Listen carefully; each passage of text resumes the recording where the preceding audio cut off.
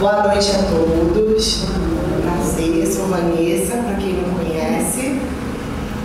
Vou fazer aqui então uma breve apresentação de Sebastião Camargo e agradecer a presença dele também, Estar aqui, somos privilegiados, posso dizer assim, por estar esse domingo à noite recebendo essa grande oportunidade de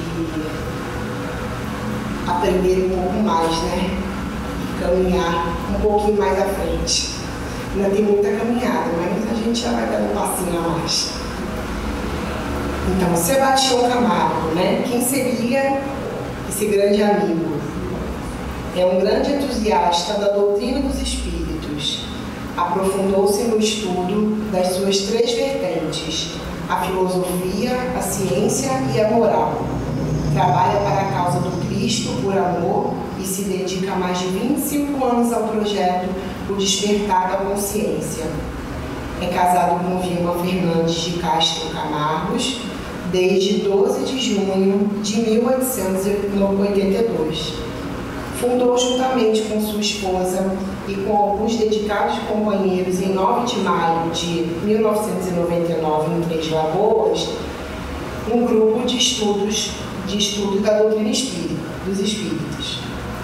A Fraternidade Espírita Joana de Ângeles, que procura abordar esses ensinamentos com uma visão diferenciada, consoante os estudos a que procedeu, os quais desvelam matizes não observados antes. De 5 de maio de 2005 a 5 de maio de 2019, apresentou o programa O Despertar da Consciência, veiculado pela rede Boa Nova de Rádio. E de 31 de março de 2007 a 3 de maio de 2019, apresentou outro programa com o mesmo título pela TV Mundo Maior. Atualmente esse programa é transmitido pela TV Web O Despertar da Consciência e retransmitido por outras emissoras, tais como TVC de Três Lagoas, Web Rádio Portal da Luz em Dourados, TV Web Frutal, dividindo seus conhecimentos com todas as frequências de vida que por eles se interessem. Então, domingo às 5h30 da tarde, pelo canal do YouTube, todo o programa inédito, Depois fica liberado, simultaneamente é transmitido por outras emissoras, E depois fica disponível para assistir quando a gente puder, Então fica o convite para a gente conhecer e estudar um pouco mais dos ensinamentos que o irmão vem trazer através da doutrina dos espíritos. Obrigada, boa noite e uma boa palestra a todos.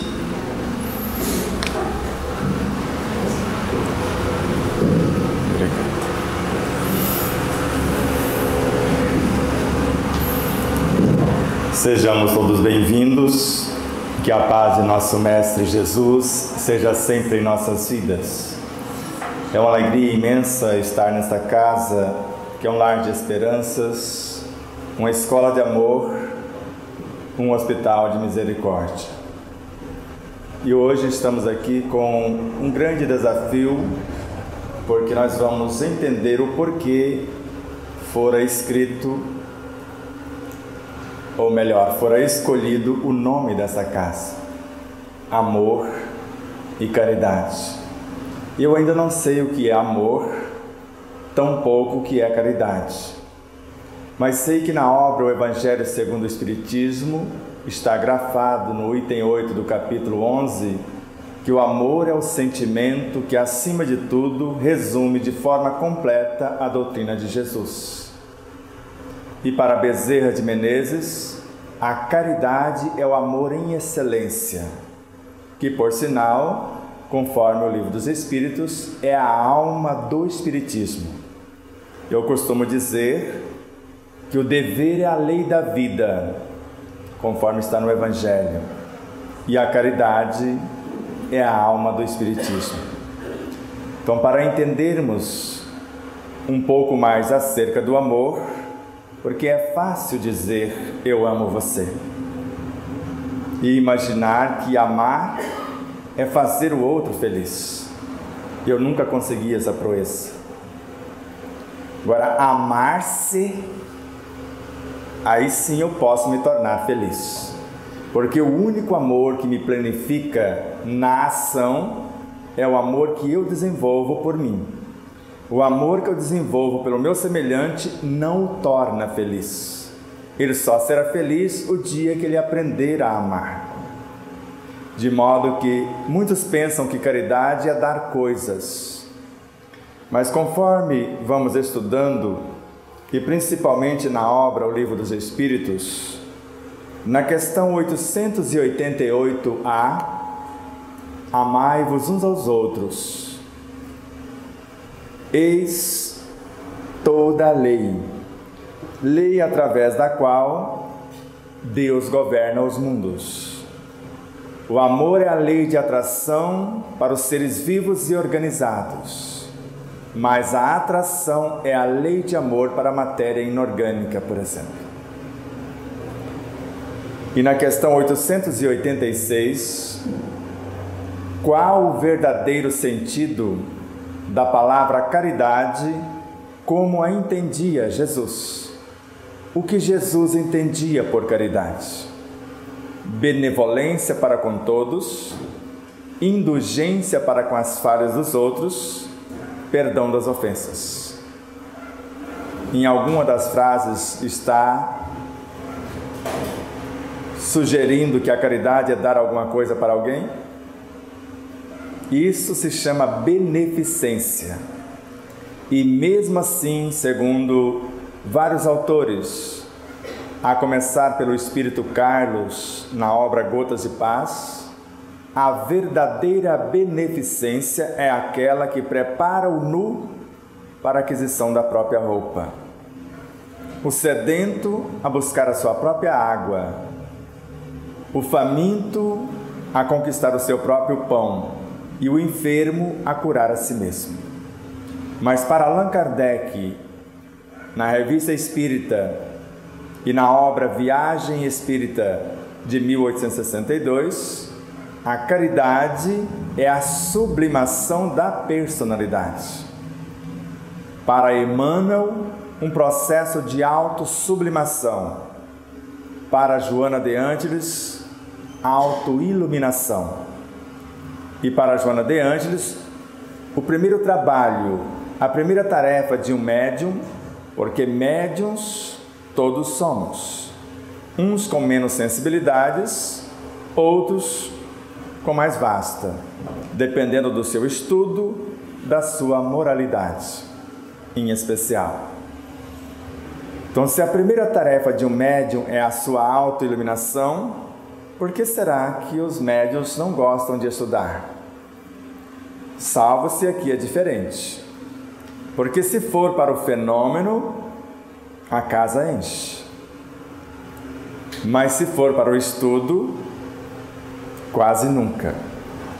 E Allan Kardec, na Revista Espírita de 1868, no primeiro artigo do mês de novembro, ele foi muito claro. Numa reunião de estudos, nós nos assistimos entre si. Assistimos espíritos mais necessitados do que nós, desencarnados. E somos assistidos por seres mais iluminados do que nós, numa reunião de estudo. E na mesma reunião de estudo, conforme a obra A Gênese, que nós não conseguimos para esse momento, mas não tem problema, no capítulo 14, ele fala que numa reunião de estudos, nós repomos as perdas fluídicas gastas ou malbaratadas pelo uso indevido do pensamento. E também narra, na Revista Espírita de 1862, que para impor as mãos sobre alguém, eu preciso ter conhecimento de causa e valores morais. E eu preciso saber o que eu estou fazendo e ter virtudes para enriquecer os fluidos que eu vou transmitir para ela. E em obras póstumas, no passe, doa quem tem mais. Quer receber um passe? Quem garante quem está aplicando o passe? Eu ou ela? Doa quem tem mais. E eu estou flutuando, você está? Então quem está me aplicando o passe é tu. Porque eu me senti quase levitando. Então você tem muito mais do que eu neste momento. Então a gente senta e pensa que está recebendo, quando na realidade está doando. E as pessoas que chegam necessitadas pensam que recebendo o passe está recebendo alguma coisa. E de acordo com Allan Kardec, no passe não se doa coisa alguma, porque cada ser traz no próprio perispírito a fonte permanente das próprias energias, ou na mente a fonte inesgotável e inestancável, segundo André Luiz. Ou de acordo com Bezerra de Menezes, cada um possui em si uma fonte inesgotável da energia amor. E o amor, para Joana de Antes, é o mais potente antídoto para a cura de todas as enfermidades. Ele gera, ele nutre, ele organiza e mantém a vida em todas as suas expressões. Então, se eu não sei que eu sou um pequeno Deus, porque foi isso que disse-nos Jesus: sois deuses, porque filho de peixe, peixinho é, filho de gato, gatinho é, filho de Deus, só pode ser Deusinho. E para Allan Kardec, conforme a obra A Gênese, o espírito é o Deus que construiu o corpo. Eu sou a alma neste espírito, porque sou uma diminuta fração dele, encarnada com a intenção de animar o corpo. Consciência. Você conhece teu corpo? Você come o que ele pede ou o que ele necessita? Você come por prazer, por hábito ou por necessidade? Todos. Está escrito na tua testa que é mais por prazer e por hábito. Porque se for pela necessidade, a gente necessita do mínimo. Porque se você mastigar de 30 a 80 vezes, vai comer hoje 10 vezes menos do que come atualmente. Se você fizer isso agora. Porque a saciedade está na boca e não no estômago cheio. Se você tiver paciência de mastigar mais, porque quando está ansiosa não come, de vez em quando você fica, me falaram. A necessidade é uma emoção, ela não se nutre com guloseimas à base de açúcar. Embora a gente pense que comendo parece que pacifica, mas daqui a pouco parece que o poço está tão fundo quanto antes, não é? Para Emmanuel, na obra Luz no Caminho, no capítulo Dever e Caridade, dar o pano, o que sobra do nosso armário, é um dever. Caridade é quando eu ensino o outro a ganhar o próprio pano. Dar o pão é um dever. Caridade é quando eu ensino o outro a ganhar o próprio pão. Vai lá e consulta para você ver, ele mostra várias coisas. Então, se caridade é um processo de autoiluminação, eu sei que ninguém ama o que não respeita e ninguém respeita o que não conhece. Se você soubesse que na maioria das vezes o seu corpo tem sede ao invés de fome, antes de dar comida, você daria água. E às vezes antes da água, um processo de respiração.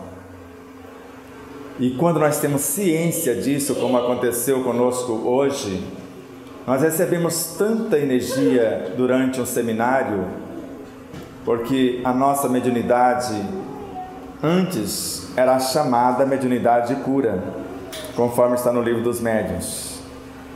Só que fizemos uma petição ao alto após ficar anos consertando corpos, remendando corpos de pessoas que não se modificavam. Porque vocês podem ver, isso é regra geral. Eu não vi ainda as exceções. busque as casas que praticam a cura e diga-me se os clientes quase sempre não são os mesmos. Você conserta uma coisa, eles estragam outra, porque isso aconteceu com o próprio Jesus, que num dado momento saiu do meio da multidão chorando, e os discípulos interrogaram: mas Senhor, por que choras? Meu Pai não me enviou aqui para remendar corpos, me enviou para iluminar almas. Por isso que ele disse-nos: o reino de Deus está dentro de vós, e o reino é o Evangelho. E Evangelho é uma fonte inesgotável de força que organiza e mantém a vida, de vitalidade que gera e nutre a vida, que já está em nós. Segundo Emmanuel, na obra Irmão na lição Renúncia. O Evangelho está em nossa própria consciência, em nossos corações, no nosso próprio espírito. E caridade é quando colocamos esse Evangelho em ação. Na ação, de forma síntese, é o amor. Mas na expressão e nos relacionamentos, é o que nós chamamos de caridade.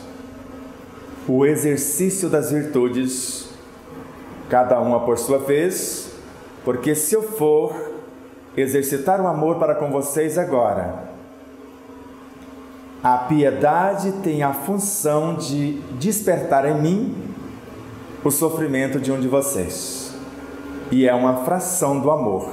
O amor é a síntese que reúne todas as virtudes. Então a piedade chama minha atenção, mostrando-me o sofrimento alheio. A indulgência me convida a não julgar. E juntas, a indulgência tem o poder de atrair o assistido que me foi mostrado pela piedade, de acalmá-lo quando de mim se aproximar e de reerguê-lo com a minha força moral. Ao mesmo tempo, a compaixão mostra-me o que esse indivíduo tem em si, já que a piedade me transporta para dentro dele. A compaixão mostra-me ou potencializa a minha visão psíquica para que eu enxergue no indivíduo o reino de Deus que nele existe, que talvez tenha esquecido. E amor é quando eu saio de dentro do indivíduo e crio as condições para que ele exercite os seus potenciais. Porque do contrário, os Espíritos e Allan Kardec mentiu para nós quando grafou nesta obra que se todos os encarnados estivessem cientes da força que trazem em si mesmos e se colocasse a sua vontade a serviço dessa força, seriam capazes de realizar verdadeiros prodígios. Que conforme esta obra, a vontade dirigida para o bem, ela arrebanha uma porção de fluidos que vão ser qualificados pelas nossas virtudes, e com esse energismo eu posso criar átomos, moléculas, alimentos, medicamentos para a autocura ou para aliviar a dor de alguém. Para curar o outro, eu não sei fazer isso, porque nem Jesus conseguiu essa proeza. Sempre afirmou: a tua fé te curou, ou a sua fé te curou. Fé para nós espíritas e espíritos de consciência livres é conhecimento de causa. Eu acredito porque eu tenho certeza, e só tenho a certeza após a compreensão. Eu sei que em mim existe o reino de Deus, a soma de tudo quanto de nobre fiz. O meu tesouro que a traça não corrói, que o ladrão não rouba. Se eu tiver um propósito enobrecedor, eu acesso isto, porque do contrário, Leon Denis também nos enganou. Porque na obra O Problema do Ser, do Destino e da Dor, ele recomenda-nos aprender a abrir, a folhear, a ler o livro oculto em vós, a nossa própria consciência, o livro das metamorfoses do ser. Ele vos dirá o que tendes sido e o que sereis. Por exemplo, você foi uma salamandra. Ela sabia fazer uma perna novinha numa semana, mais ou menos. Você acredita nisso? Tudo cresce, tudo evolui. Será que a salamandra está de fora? Um dia você animou e antes foi cada átomo do corpo de um cachorro? E eu não só fui, eu lembro. É diferente, porque aprendi com Kardec nesta obra. Se o meu pensamento for bem arquitetado, se ele objetiva o bem de todos, eu me conecto com todas as minhas vivências, com todos os seres dentro de um mundo e com todos os seres em todos os mundos. Então, se nós acreditamos que um dia fomos minérios, compomos as estruturas do reino mineral, depois animamos essas estruturas, porque primeiro eu sou aluno, depois eu sou professor. Primeiro eu sou cada átomo que participa do corpo, conforme está na questão 560 desta obra. Todos nós vamos passar por todas as lições do universo e aprender gradativamente em todas as partes a presidir todas as coisas. Então, primeiro eu sou energia nêutron no núcleo atômico. Depois me transformo em prótons, depois em elétrons e depois em fótons. E os fótons se reúnem e formam a consciência do próprio átomo. Agora eu não sou mais o átomo, eu sou a consciência que o preside. Mas antes foi cada parte desse átomo. Porque do contrário, onde estaria a lei de justiça? Se eu já nasci humano, para que serve a matéria? Para nos servir? Que chance os animais terão? Só serviçais? Quais as chances dos minerais, dos vegetais? Mas hoje sabemos que na água já existem seres com 1/1000 de milímetro. Quer calcular? Calcule aí 1 centímetro. Divida por 10. 1 milímetro. Agora divida por 1000. E imagine um ser com 1/1000 de milímetro com músculos, com instrumento de nutrição, de locomoção, de percepção e com a força e a velocidade de um cavalo a galope, já perseguindo o seu almoço, a sua presa nos abismos de uma gota d'água. E Jesus não falou por metáfora o que eu vou dizer agora. Tudo o que fizerdes a um dos meus irmãos mais pequeninos é a mim que o fazeis. E este não é o menor, porque o átomo é menor do que ele e é um aglomerado de forças vivas, segundo André Luiz. E o átomo não é o menor. O menor é a matéria mental, que é composta de seres vivos incontáveis, que vai compor os elementos subatômicos. E quando pensamos, interagimos com esse oceano de fluidos, transformando-os em matéria mental, neste mundo subatômico que compõe a bioenergia. Energia essa que vai gerar, nutrir, organizar e manter a vida em todas as suas expressões, porque é o amor na ação. Então, quando falamos de amor, quando falamos de caridade, creio que o Higino não casou com a Marlene com a obrigação de fazê-la feliz, porque se ela pensou isso, já saiu no prejuízo. E se ele esperou isso dela, também não vai dar certo. Porque cada um, como eu disse, constrói em si, e é Joana de Ângeles, na obra Atitudes Renovadas. O amor que me planifica é o amor que eu desenvolvo, mas o amor que eu me disponho a ofertar ao outro como forças e estímulos, como exemplos norteadores, não sublima o outro, não planifica o outro, pode despertar no outro o que eu fiz em mim. Então, quando eu oro para vocês, é motivado por este amor, só que a minha oração não resolve o problema de vocês. Eu estou recebendo os benefícios porque estou orando, porque a oração é força e a ação é serviço.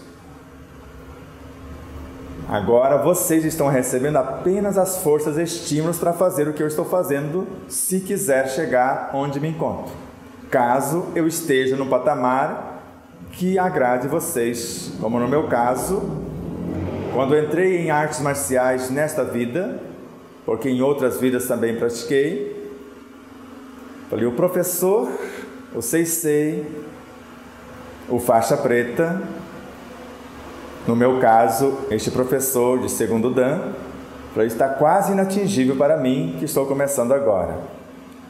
Mas tinha um faixa azul, e entre eu, que era um faixa branca, que estava começando, só tinha entre eu e ele o faixa amarelo e o laranja. Falei, é por ali que eu vou focar o meu intento. E persegui a perfeição dos movimentos daquele referencial. E não foi muito tempo, eu já estava um tanto mais além do que ele chegou. Porque ele apenas repetia o que o professor ensinava. E eu fazia isso, mas mergulhei nos livros e aprendi todas as técnicas. E àquela altura, como faixa azul, eu já sabia os katas do faixa preta. E executava longe do professor, porque não podia. E às vezes a gente se contenta com o mínimo. Você come. O que você mais gosta? Se tudo que existe no mundo desaparecer, ficar só uma coisa, e com essa você já teria prazer, o hábito, e comeria também por necessidade. Não, você só vai escolher um tipo de alimento, porque agora você já sabe que vai ter que comer por necessidade se você quiser sobreviver. Por hábito ou por prazer, pode até agradar o corpo, mas pode adoecê-lo, por exemplo. Por hábito, às vezes a gente come sem necessidade. Por prazer, come até mais do que necessita. Então, comendo por necessidade, só sobrou um único alimento no mundo. E esse é o que você mais gosta. Qual é o que você mais gosta? Só para eu dar um exemplo. Frango. Oi? Frango. Ela, frango. Eu ficaria com o ovo. Porque no ovo tem tudo para gerar o frango. E no pedaço do frango não tem tudo para gerar um outro frango. Só se for pela clonagem. É o segundo melhor alimento do mundo. Só perde por leite materno. Eu estou falando de ovo de galinha caipira, criada segundo as diretrizes da natureza. E a pergunta é, se você também escolheu o ovo, eu não estou indo aí porque o cabo está me retendo aqui. Mas vocês estão representando as demais, ou os demais. O que o seu frango, ou a galinha que vai botar ou pôr o seu ovo, o ovinho que você vai comer, o que ele come? Milho. E milho tem nutrientes para construir o potássio, para fortalecer a casca do ovo? Acho que sim. E eu tenho certeza que não. E às vezes a gente pensa que galinha só come milho. E a gente nem sabe nutri-la como deveria. Ela come grama, ela come animaizinhos, come minhoquinhas, come um monte de coisa. E eu acho que se o dono começar a apodrecer, ela come até o dono. É fato. E eu pergunto a vocês, e elas podem responder se vocês quiserem passar a vez. Quem nasceu primeiro? Foi o ovo ou a galinha? Querem responder? Diz que tem um prêmio no final se responderem certo. Vai, diga aí. Foi a galinha. Tá vendo? Sabedoria em pessoa. Deus cria a criatura e na criatura o poder de criar. Emmanuel. Então ele criou a galinha e nela o ovário. E agora mais um, ovário direito ou esquerdo que produz? E o esquerdo é atrofiado. Se você arrancar o direito, 10% das galinhas transforma o ovário esquerdo em testículo e vira galo. É um fato. É André Luiz em Evolução em Dois Mundos. Se o moço nasce sapo macho, você castra-o, ele vira sapa. E os peixes ou as peixinhas nem precisa disso. Se desequilibrar, tem mais macho do que fêmeas. As fêmeas mais saudáveis viram macho e equilibram o cardume. O líder do cardume é o macho mais saudável. Se ele morre, de repente um tubarão estava meio faminto, a fêmea mais saudável entra num processo de meditação profunda, que é de recolhimento, e tem uma semana para transformar-se em macho e assumir o cardume. 10%, 7% dos peixes fazem isso. Então, amor e caridade é o nome dessa casa. Então, se nós sabemos que o amor é a força mais potente que existe no universo, e ao mesmo tempo a mais sutil, e existe uma fonte inesgotável em mim, e caridade é um processo de iluminação através da expressão deste amor, não mantendo pessoas na miséria, mas sim libertando-as. Porque Deus é a sabedoria inquestionável, a onipotência, a onisciência, a onipresença. Como ser onipresente, Ele está na cena de tudo quanto existe. Como onisciente, Ele sabe tudo quanto existe. Como onipotente, o poder de mudar o que Ele achar, se é que tem alguma coisa em desalinho na sua obra. Porque o erro está nos olhos de quem vê. Quando eu condeno alguém que está fora de mim, como se eu fosse o dono da verdade, eu estou gravando o que estou condenando no outro, nos tecidos mais sutis da minha própria alma, para daqui a pouco passar pela mesma coisa que agora condeno. Vou dar só um exemplo. Eu tenho alguns amigos, amigas, que antes de conceber filhos, falavam dos filhos alheios. Se for para ter filhos como estes, prefiro não tê-los. E parece que esqueceram, e quando conceberam os seus, 10, 20, 30, às vezes 100 vezes pior do que o do vizinho, que o que criticava. Isso é um fato. Emmanuel, capítulo 8, Pensamento e Vida, é a obra, vai lá e confira. Colocamos no capítulo 5 do nosso livro essa informação, porque isso é gravíssimo. O que me aborrece nos outros, eu conserto em mim. Bezerra de Menezes. Às vezes a criatura reage contra mim pela maneira do meu comportamento, e não é ela a pessoa má. E no Evangelho segundo o Espiritismo, se eu for fazer uma análise profunda da pessoa a qual eu mantenho aversão, eu vou ver que lá no fundo foi eu que comecei a encrenca. Está no Evangelho. Então hoje eu penso que alguém está me perseguindo, me caluniando e etc. Se eu for remontar no tempo, e não existe a injustiça em relação à lei de Deus, não existe a possibilidade de estar na minha frente seres que eu não necessite para viver em plenitude, para crescer, para aperfeiçoar. Então, se hoje alguém me calunia, duas coisas acontecem. Se eu não sou o que a pessoa está dizendo, simplesmente eu não me perturbo. Eu não sou o que ela está dizendo. Agora, se eu sou, isso me incomoda profundamente e me causa um grande sofrimento, porque eu não tenho coragem de assumir o que o outro está enxergando. Isso é um fato. Antes, quando alguém me caluniava e eu era, e o orgulho não me permitia aceitar, eu adoecia. Hoje, quando alguém calunia-me, eu consulto a minha consciência. Ainda somos, porque sou a soma de muitos, ainda somos isso. Anotamos numa cadernetinha, somos, mesmo em parte. Então vamos corrigir e agradecer o portador da boa nova, alertando-me. Porque se não sou o que o outro está dizendo, eu ajo com paixão, não reajo. Jesus nos aconselhou a orar pelos que nos perseguem e caluniam. E orar é colocar o Evangelho na ação, porque ele está dentro.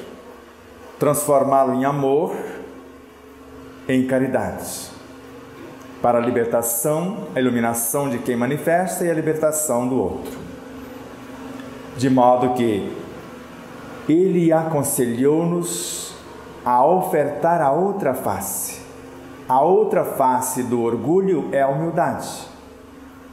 A outra face da intolerância é o entendimento. A outra face da violência é a paz. A outra face da fé, da dúvida, é a fé. A outra face do desespero é a esperança. Foi isso que ele nos aconselhou a fazer. Então, se alguém me fere na face do orgulho, dizendo, por exemplo, como dissera a Madre Teresa de Calcutá: quem tu pensas que és? Tu não passa de uma gota d'água no oceano? Ela parou, num processo de introspecção profunda, ela retornou à frase: reconheço a minha pequenez. Sim, não passo de uma gota d'água no oceano, mas sem mim o oceano seria menor. Isso não é orgulho, porque humildade não é isto: alguém chega e elogia vocês pelo bom trabalho que fizeram. Como está belo este alimento! Imagine, são seus olhos. Imagine o quê? Obrigado, eu me ralei para fazer o que você está reconhecendo. Melhor para tu estar reconhecendo o meu trabalho. Porque para mim, se você reconhecê-lo ou não, se já sou consciente, isso não vai fazer diferença. Agora, agradecer é bom para quem agradece. Porque a criatura que serve pelo prazer de ser útil, ela progride sempre em todos os sentidos. Porque ela não espera gratidão, ela não espera aplauso, nem reconhecimento, nem pagamento de qualquer espécie.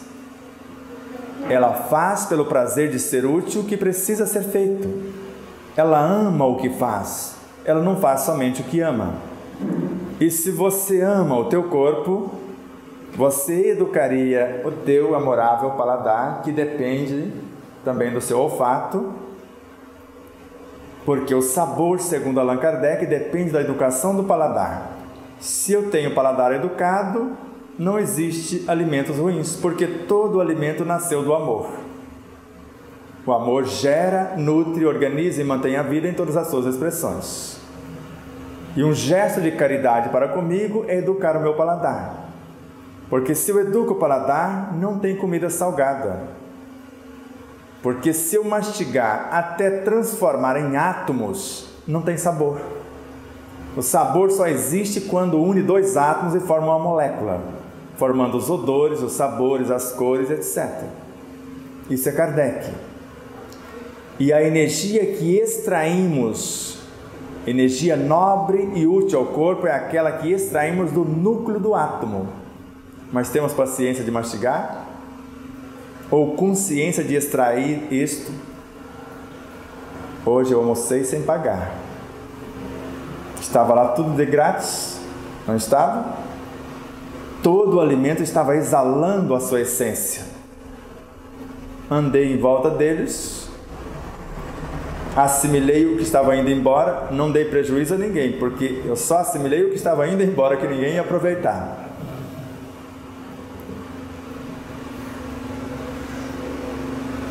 Isso é caridade para consigo, porque o excesso de alimento adoece o corpo.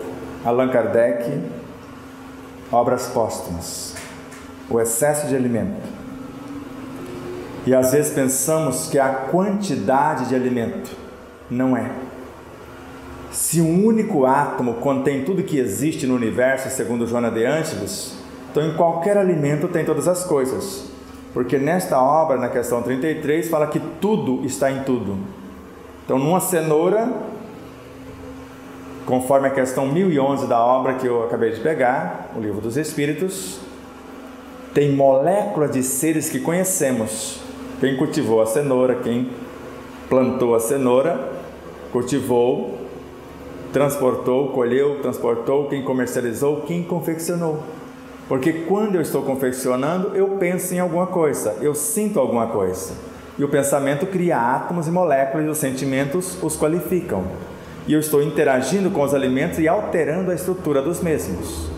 E segundo a ciência acadêmica, na área da alimentação, os engenheiros de alimento, eles provam em laboratórios, através de exames e experiências profundas, que quando eu confecciono o alimento e vocês se servem dele, com o alimento que eu estou servindo a vocês, eu tenho condições de alterar o cronograma organizacional das células de vocês, o DNA de vocês.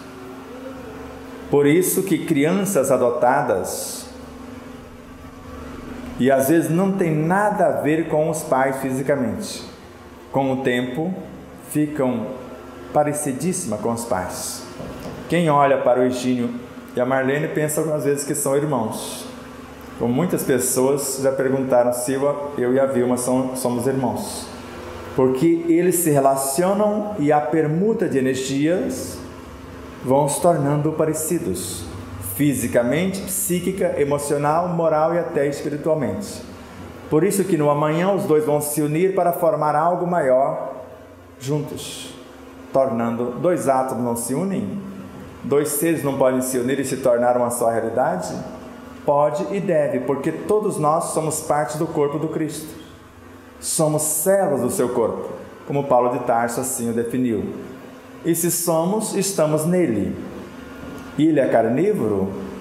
Ele é vegano? Porque nós estamos dentro dele. Ele criou o planeta. A cadeia alimentar é uma realidade ou uma ficção? E tudo isso está dentro do Cristo, que é o governador supremo, a consciência que agrega tudo isso nela. Eu estou em vós, vós em mim, eu no Pai, Ele em mim. Ele foi muito claro. Então, se Jesus é o Cristo que veio, Jesus, o Cristo é a consciência suprema do planeta, Jesus, uma fração dele, o Cristo que veio falar conosco. Imagine vocês conversando com o corpo de vocês. Vocês conversam de vez em quando? Quando vocês conversam, vocês estão criando hormônios e através dos hormônios vocês dialogam com os vossos órgãos, com os tecidos. E se fôssemos comparar eu ou vocês com os hormônios, o hormônio seria Jesus. E vocês que estão criando os hormônios, o Cristo. Então Jesus, uma personificação do Cristo, ou do amor, ou do Evangelho que veio falar conosco. Nós falamos que ele é o Evangelho personificado, o amor tornado visível. E nós estamos nele. Então, quando entendemos o que é amor, como eu recebi a orientação de um preto velho, será que eles são pretos e são velhos? Porque só a pele dele que está diferente. O seu sangue é diferente do meu. Você leva vantagem sobre mim, porque a sua pele é muito mais resistente do que a minha branquela. Tem mais pigmentos do que a minha. Então, espírito chamado preto velho, uma coisa, meu filho, é o amor. Outra, muito diferente, é o amar. O amor é a matéria-prima e a lei. Agora, o que você vai fazer com a matéria-prima e com a lei é o amar. Agora, amar o outro, como eu disse, não é mantê-lo na miséria. Se eu quero fazer uma atitude de caridade contigo, eu posso até te aplicar o passe quando você chega em condições não favoráveis ou não favoráveis para me ouvir. Eu te acalmo, magnetizo a água e te forneço. Após você se acalmar, eu tenho o dever moral de orientar que tanto a capacidade de magnetizar a água, como a geração da energia que você recebeu, está em você também, tanto quanto está em mim. Se você quiser ser livre, conhece-te a ti mesmo e conhecerás essa verdade. Conhecendo-a, você não precisará mais de passe, porque quando eu compreendi isso, nunca mais recebi passes. Porque se aqui estamos recebendo, e essa pesquisa foi levada a efeito pelo Dr. Newton Zebrack, no Centro Espírita Obreiros do Amor e da Misericórdia, em Embu das Artes, São Paulo, sobre a regência do Dr. Chan, espírito.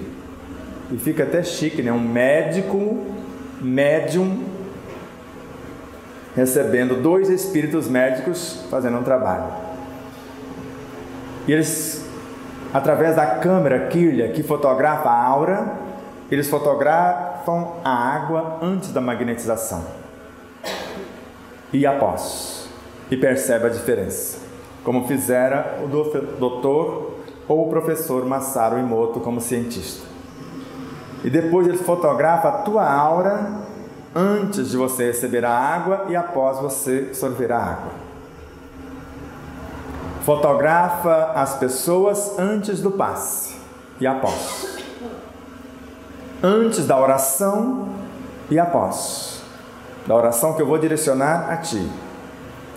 Antes das reuniões mediúnicas e após. O estado vibracional da pessoa.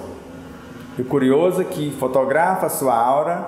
Se a coisa não estiver lá, grande coisa para o teu lado, se a sua frequência mudou, vai ter um ser grudado em você dentro da sua aura. Aparece um alienígena dentro da sua aura. E quando você sai do passe ou da reunião de desobsessão, já não tem mais aquele ser. Se você mudar e manter a frequência, você não atrai outros, senão você pode atrair outros na sequência. Fotografam a criatura antes das cirurgias espirituais e após. E antes da palestra e após. Onde foi detectado o maior equilíbrio, a maior expansão da aura do assistido? Antes da água magnetizada, da oração, após a água magnetizada, a oração, a bioenergia, o passe, as reuniões de obsessões, as cirurgias espirituais ou após a palestra? Após a palestra. Uma palestra de 1 hora, como está sendo a nossa, daqui a pouco nós vamos encerrar, ela equivale a 1000 passes individuais. E lá temos até 1h30 para proferir a palestra para até 1.500 pessoas enfermas, com câncer, com HIV, e elas esperam sem lamentação, porque sabem que o medicamento mais potente é o Evangelho, o amor transmitido com as palavras, a orientação que pode libertar a pessoa. Porque quando você chega para o passe, você não tem condição de me ouvir.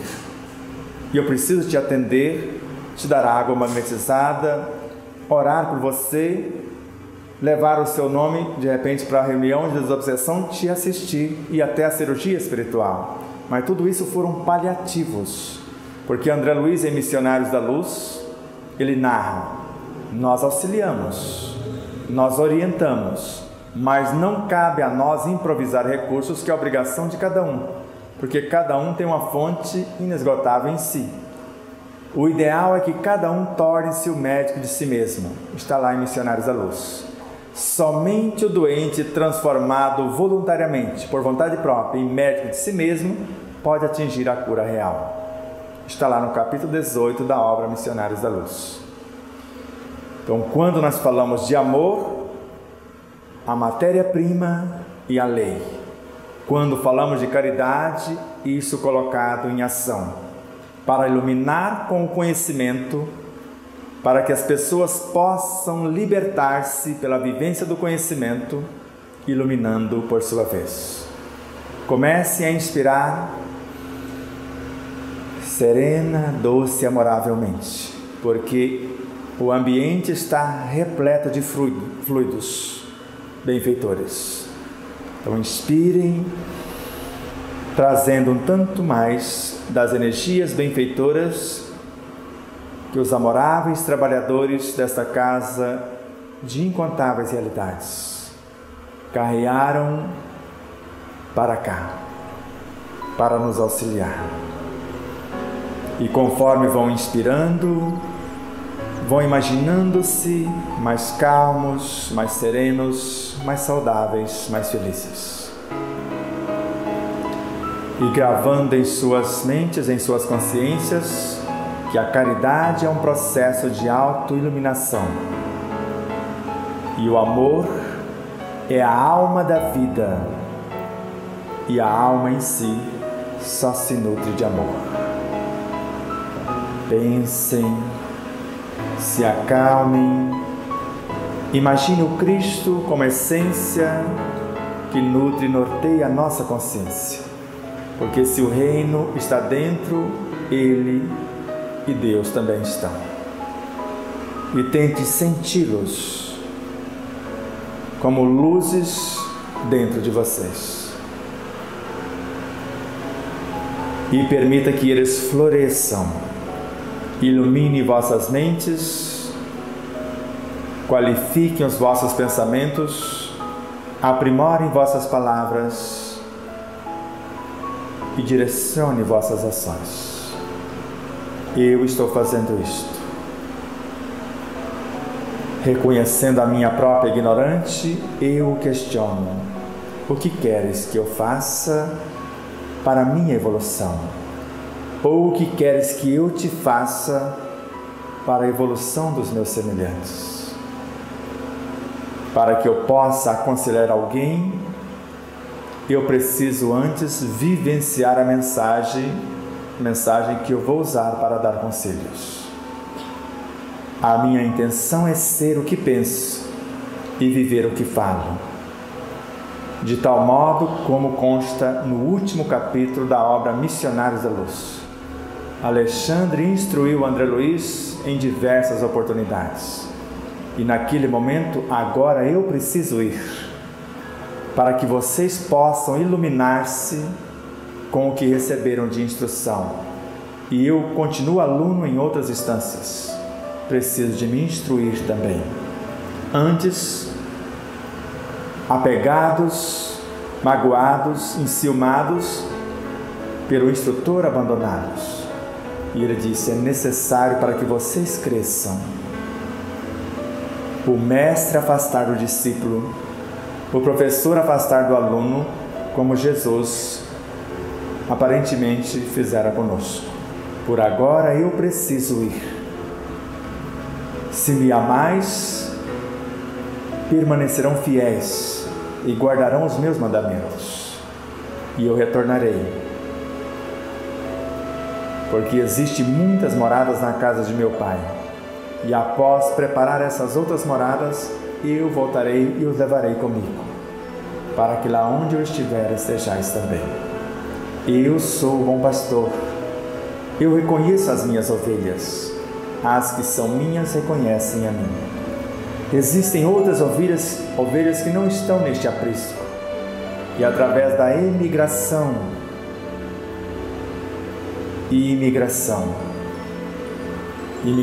entrando novas ovelhas, emigração saindo ovelhas para outros arraiais, para que elas se comportem como só rebanho, um só pastor. Mais uma vez, inspirem, se acalmem, vejam-se serenos, desejem estar serenos, saudáveis, pacíficos, felizes. Muita paz. Muito obrigado a todos.